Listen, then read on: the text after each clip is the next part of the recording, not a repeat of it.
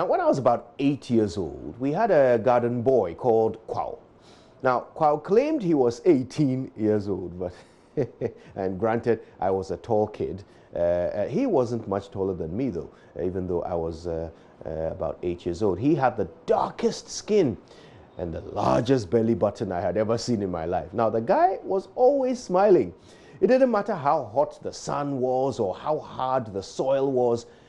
He was just going about his obviously difficult work with such gusto that I couldn't help but wonder how he did it. You know, watching Kojo always lifted my 8-year-old spirit and made me happy. I remember one afternoon after sitting on the veranda for over an hour watching Kojo work in the blistering sun and laughing at his own jokes and funny songs, I went into the house for some water. Now, when I opened the fridge, I found a great big watermelon sitting on the middle shelf of the fridge. I suddenly wanted to do something nice for Kojo, so I took a knife and carefully cut a very thin slice of the massive fruit. I placed it on a plastic plate and took it out to him in the garden. Ah, you should have seen his face. It was like he had won the lottery, laughing, dancing around and mumbling "Yamin while eating the fruit and spitting out the seeds. Now, I stood watching him and, laughing with him for a few minutes before I went back to reading my book on the veranda. And suddenly there was a loud scream from the living room. "Hey, who ate my watermelon?" I knew exactly who that was. That was Esi, our housekeeper. Now, Esi was the direct opposite of Kojo. She hardly spoke, but whenever she did, it was to complain. Nothing was ever good enough for Esi.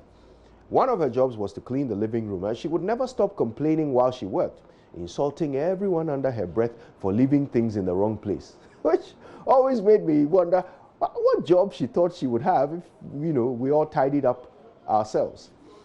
Esi was the gloomiest, most miserable, most permanently morose human being I had ever known. And it sounded like I had just given Kojo a slice of her watermelon without realizing I was in trouble. So I went in and told Esi that I was the one who took it. After giving me the scolding of my life, Esi kept screaming and shouting at me all day long. Every time she opened the fridge and saw her lovely big watermelon minus that thin slice, she would look like she was about to cry. Then she would spot me walking by and restart her tirade of abuse once again. Now, even as an 8-year-old, I couldn't help but notice the difference between Kojo and Esi.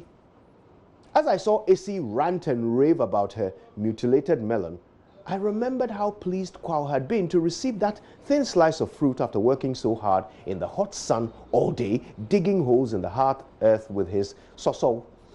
Now, Kojo had been overjoyed to receive one slice, and after eating it, he had nothing left, but he was still smiling.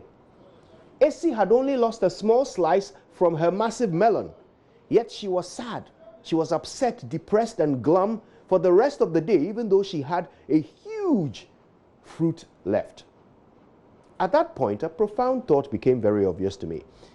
Happy people think about what they have, while miserable people think about what is missing. So today my message to you is simple.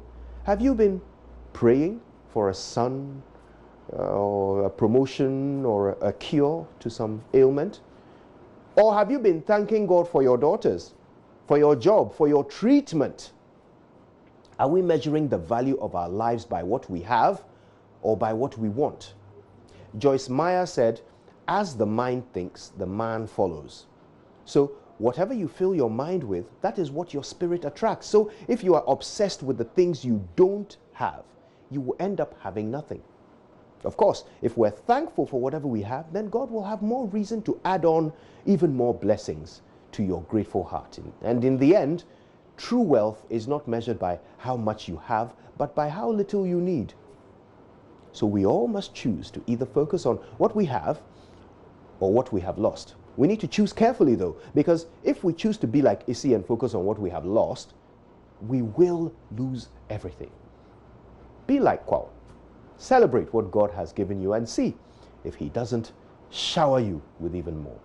My name is Kojo Yankson, and I'm loving my slice. Good morning, Ghana.